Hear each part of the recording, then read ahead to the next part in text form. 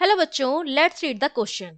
The question is electron accelerated bye potential V are diffracted from a crystal if D equals to 1 angstrom, ये angstrom है, and I equals to 30 degree.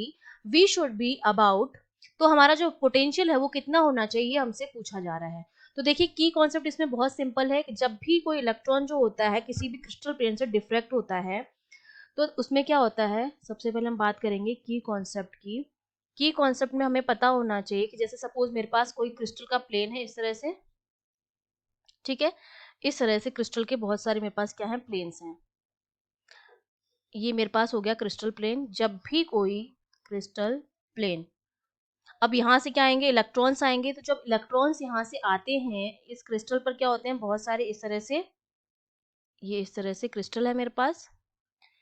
जब कोई भी electron आता है यहाँ पर तो वो क्या होता है, ये तो मेरा एक तो नॉर्मल हो जाएगा, ठीक है. एक तो ये इस तरह से क्या हो जाएगा, रिफ्लेक्ट हो जाएगा. ये मेरा क्या हो गया, नॉर्मल हो गया है. नॉर्मल के साथ जो एंगल बनता है वो हमारा क्या होता है, एंगल ऑफ इंसिडेंस, जिसको हम एंगल आई कहते हैं. ये मेरे क्या हो गए हैं, इनकमिंग इलेक्ट्रॉन्स हो गए हैं, ठीक है. इलेक्ट्रॉन जो है वो क्या है, आ रहे हैं. सिमिलरली जो दूसरा रेज आएगी उसकी, इलेक्ट्रॉन की एक तो हमारा रिफ्लेक्ट हो गया, दूसरा मेरा क्या जाएगा, इस तरह से एंटर करेगा. इस तरह से जिनकी एनर्जी ज्यादा होगी वो इसको क्या कर जाएंगे, पेनिट्रेट कर जाएंगे और अंदर तक जाएंगे, ठीक है. अब यहाँ से क्या करेंगे, वो इस पॉइंट से क्या करेंगे, इस तरह से रिफ्लेक्ट करेंगे. तो ये जो मेरे आएंगे वो मेरे क्या आ रहे हैं, आउटगोइंग इलेक्ट्रॉन्स आ रहे हैं, आउटगोइंग इलेक्ट्रॉन्स, ठीक है. ये पैटर्न जो हो गया कुछ इस तरह का बना है. अब देखिए कितनी एक्स्ट्रा डिस्टेंस ट्रेवल करनी पड़ रही है. अगर इसको मैं यहाँ से ज्वाइन कर दूं तो ये वाली डिस्टेंस प्लस ये वाली डिस्टेंस, इतनी डिस्टेंस जो है वो क्या करनी पड़ रही है, एक्स्ट्रा ट्रेवल करनी पड़ रही है. तो ये एंगल अगर मैं बनाना चाहूँ, ये नॉर्मल यहाँ पर हो गया, तो ये एंगल जो होता है ये 90 डिग्री होता है और ये वाला जो एंगल होता है वो भी कितना होता है, 90 डिग्री होता है, ठीक है. तो इस तरह का कुछ कंडीशन हमें दे रखी है. अब हम जानते हैं ये जो दोनों बाहर आ रही हैं इलेक्ट्रॉन की लेयर, इनमें क्या होगा, इंटरफेरेंस होगा, ठीक है. इन दोनों के बीच क्या होगा, इंटरफेरेंस होगा, क्योंकि जहां भी पार्ट डिफरेंस होता है, क्योंकि आपको दिखाई दे रहा है इन दोनों में क्या है, पार्ट डिफरेंस है, ठीक है. ये वाला जो है यहाँ से लेकर यहाँ तक का ये पार्ट डिफरेंस है. जहां भी पार्ट डिफरेंस होता है वहां पर क्या होता है, इंटरफेरेंस होता है, ठीक है. तो हमें यहाँ पर क्या लगाना है, इंटरफेरेंस का कॉन्सेप्ट लगाना है. इंटरफेरेंस के लिए क्या होता है कि जो 2D cos थीटा होता है, यहाँ पे थीटा जो है वो इंटरफेरेंस आई के बराबर, ये इंसिडेंट एंगल आई के बराबर है, वो मेरा होता है एन लैम्डा के बराबर, ठीक है. ये कंडीशन होती है कंस्ट्रक्टिव कंस्ट्रक्टिव इंटरफेरेंस के लिए. इंटरफेरेंस की ये वाली कंडीशन होती है. दूसरा हम जानते हैं कि हमारी जो वेवलेंथ होती है इलेक्ट्रॉन की wavelength, that is given by lambda equals to h upon root of 2m e v. Basically de Broglie wavelength होती है. इलेक्ट्रॉन से एसोसिएटेड जो वेवलेंथ होती है उसको हम डी ब्रॉगली वेवलेंथ कहते हैं, जो हम किस तरह से देते हैं, h अपॉन p से देते हैं, जहाँ पर h प्लांक कांस्टेंट होता है, p मोमेंटम होता है. इससे हम जानते हैं कि हमारा जो ke होता है वो हाफ mv² होता है, ठीक है. वहां से हम p के टर्म में काइनेटिक एनर्जी का फॉर्मूला निकालते हैं और p के लिए, और वो यहाँ हम पुट कर देते हैं. तो ये फाइनली जो मेरा फॉर्मूला बनता है लैम्डा का वो बनता है h upon under root 2m e b, ठीक है. जहां पर v हमारा क्या है, पोटेंशियल है. तो ये देखिए ये भी एन लैम्डा की वैल्यू है और ये लैम्डा की वैल्यू है. तो मैं ये लिख सकती हूँ इन दोनों इक्वेशन से, ये इक्वेशन सपोज मेरी 1 है और ये इक्वेशन 2 है.